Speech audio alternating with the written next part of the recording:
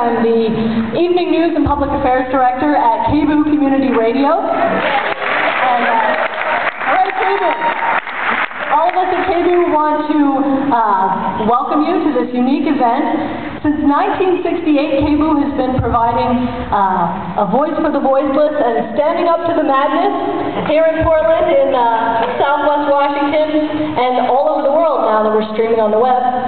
Without this shared community megaphone known as KBOO, it's unlikely that Portland would be where it is today.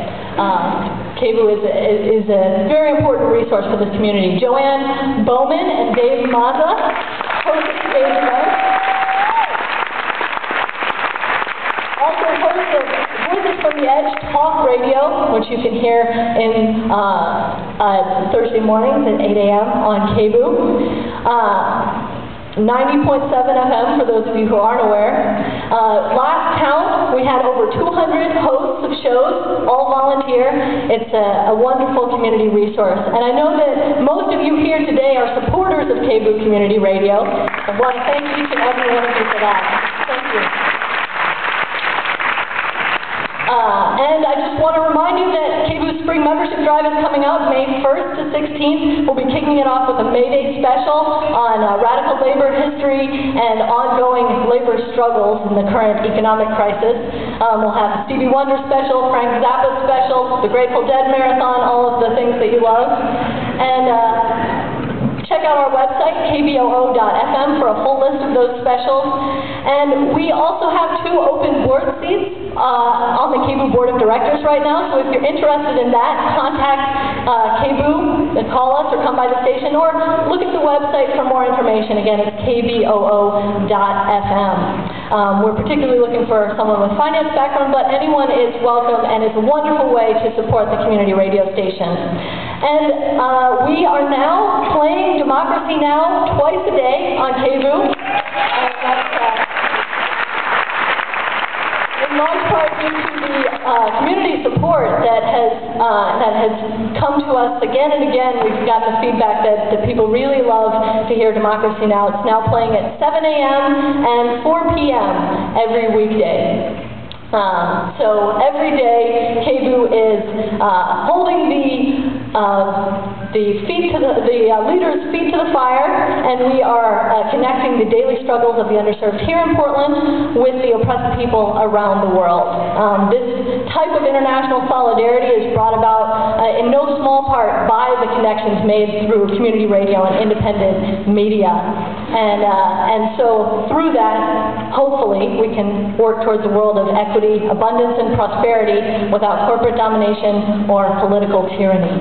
With that, I'd like to ask you to help me welcome Dave Mazza and Joanne Bowman in a conversation with Amy Goodman.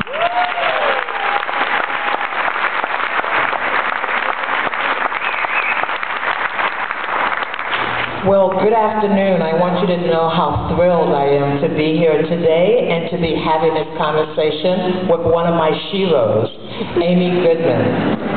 As you may know, because of the introduction you gave to Amy when she walked out, she is an internationally acclaimed journalist and host of the daily grassroots global news hour, Democracy Now!, which airs on more than 600 radio and TV stations around the world, and on www.democracynow.org. Democracy Now! Is the largest media collaboration in North America public broadcasting.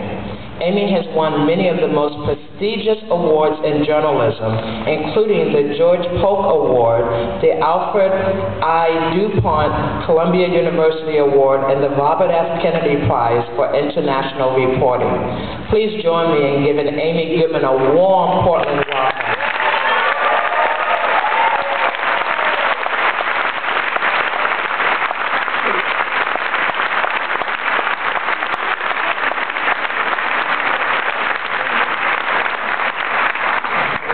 So, Dave, since I did the introduction, you get the first question. I'm going to jump right in. I was going to ask, where's my headphones and what are all these people doing? Well, we can't see them, maybe we can pretend. That's true. We really can't see you guys out there, but we know you're there. We're radio people, so this kind of freaks us out, right? But seriously, Amy, I mean, this is a wonderful book, and I guess let's jump in first with the book and talk a little bit about what motivated you to capture all of this. Well, first, it's totally wonderful to be here and to be sitting with the two of you. Joanne, you are a member of the State House here in Oregon. You used to be. So a little story that would also illustrate why we did this. I'm sorry David's not with us today, my brother who wrote the 3 books with me. He's in Vermont now, and he's playing clarinet in the high school performance of is it West Side Story, something like that. His nephew is in it. But I'm very moved to be here also with Joanne, having served in the State House. David's wife, my sister-in-law Sue, is a state legislator in Vermont, and they just made history this time.